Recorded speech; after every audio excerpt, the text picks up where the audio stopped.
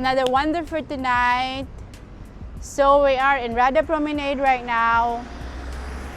Titingnan natin kung anong meron sila sa loob. Kasi meron daw silang alfresco dining. So, tingnan natin kung anong meron silang may offer sa atin. Yes? Tara!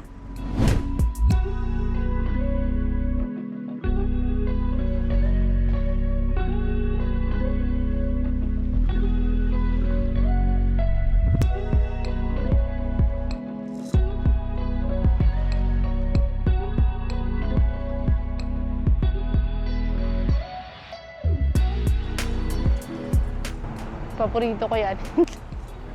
Pagkain dyan. Mga itlog.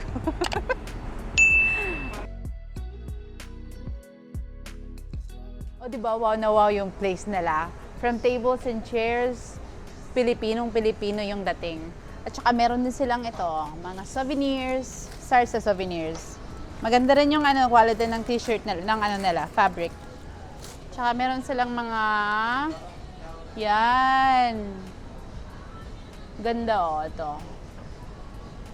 Meron silang, anong tawag dito? Ay, eco bag. Yan, mga displays. And these are for kitchens. Like, we have ones. Ito, mga mga appetizer sa mga Pinoy na mahilig kumain ng kanin.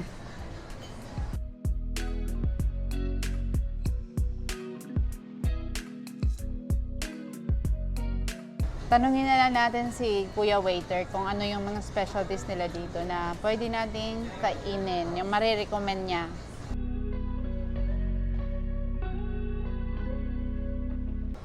Pinaka-specialty nyo talaga? Inasal. Inasal.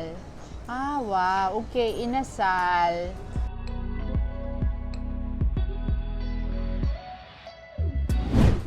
Sarsa is a famous fusion Filipino restaurant here in the Philippines.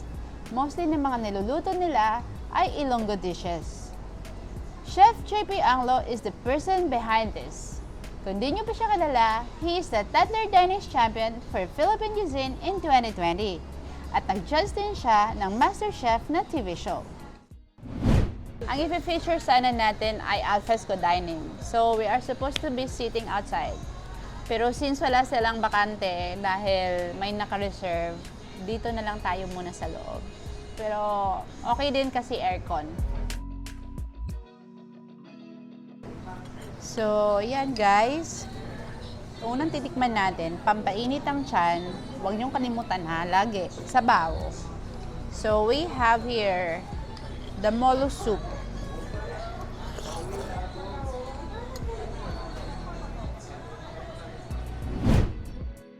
Pamain po, para dun sa gusto pamain. Pampulutan po, pwede nyo pong pangulam, pampulutan. Pampika-pika, pamain na lang po. Salamat. Okay, habang hinahantay natin yung beer, ubusan na muna natin yung pulutan para makapag-order pa ulit.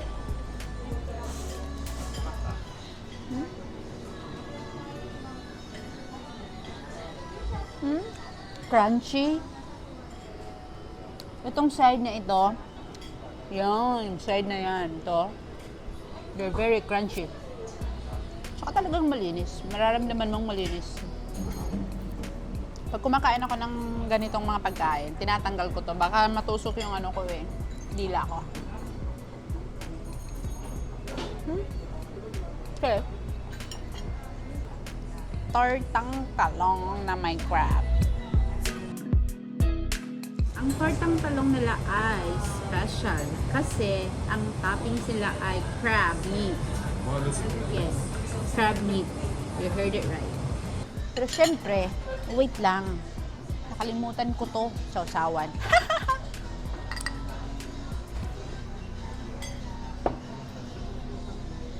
What is life without toyo and calamansi in the Filipino dining? Yan.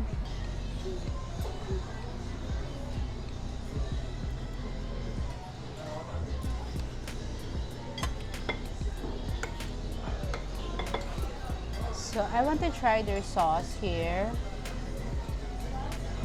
Tingnan natin anong lasa nito.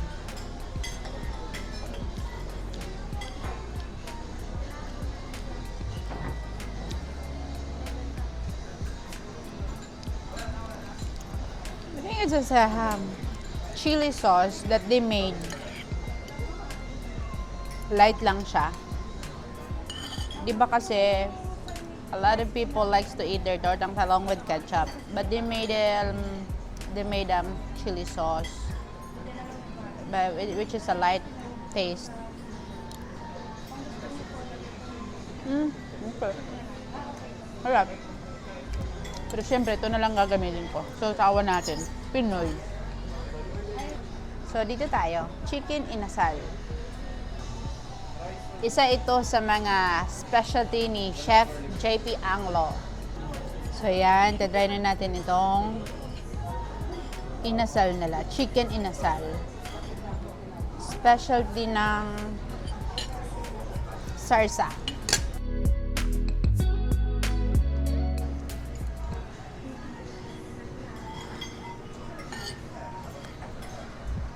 Sarap ang kamay.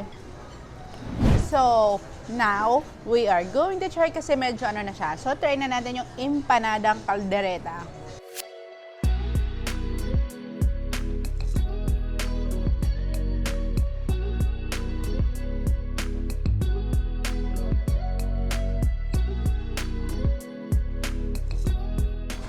So, I recommend you guys coming here and try Sarsa.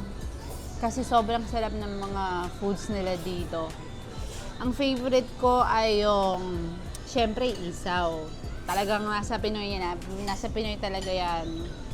At saka, pag, gusto mo talaga ng maraming kanin, try the best inasal in Metro Manila so far.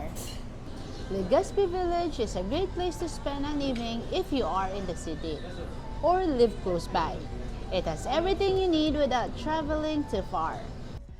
There is Wildflower, Gino's, Nikkei, and if you like coffee, you can go to Coffee Bean. If you're wondering where to park, there is a new 5-story parking lot on Legazpi Street, corner VA Rufino, just a block away. They have 603 parking slots. Imagine that! Wala na kayong ibang problemahin kundi time and pera na lang sa pagpunta. They operate from 7 a.m. to 6 p.m. on weekdays for only 50 pesos on first 2 hours and additional 20 pesos on each succeeding hours.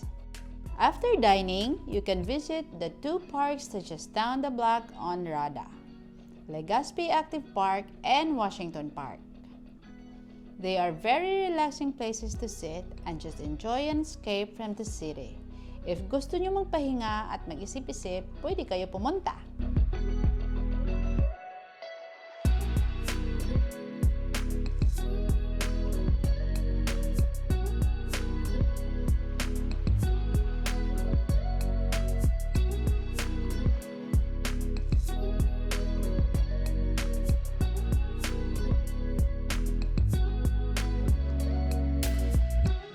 Sarap.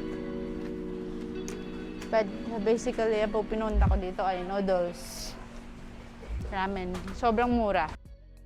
Bonus tip. Radom Mart is a Korean store with a very cheap prices. This is my favorite place. Especially if you have kids na mahilig sa K-pop and Korean culture, pwede kayo bumili ng kung ano-anong Korean foods o kaya mga ramens and meats for samgyeopsal. Especially the kimchi. They have a very good kimchi here.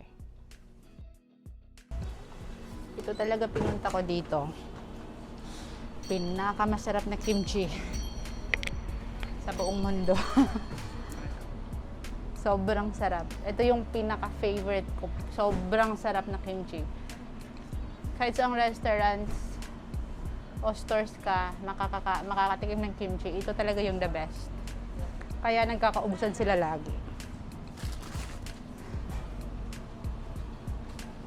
And then we'll get the tofu. Yan. Yan.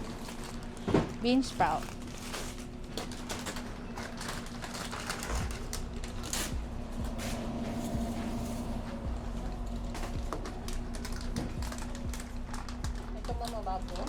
Ano yan?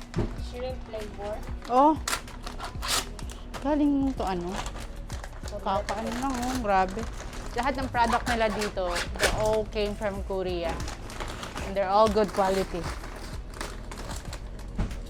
May kukuhan ka ba? Ito yung ano nila oh, fish cake.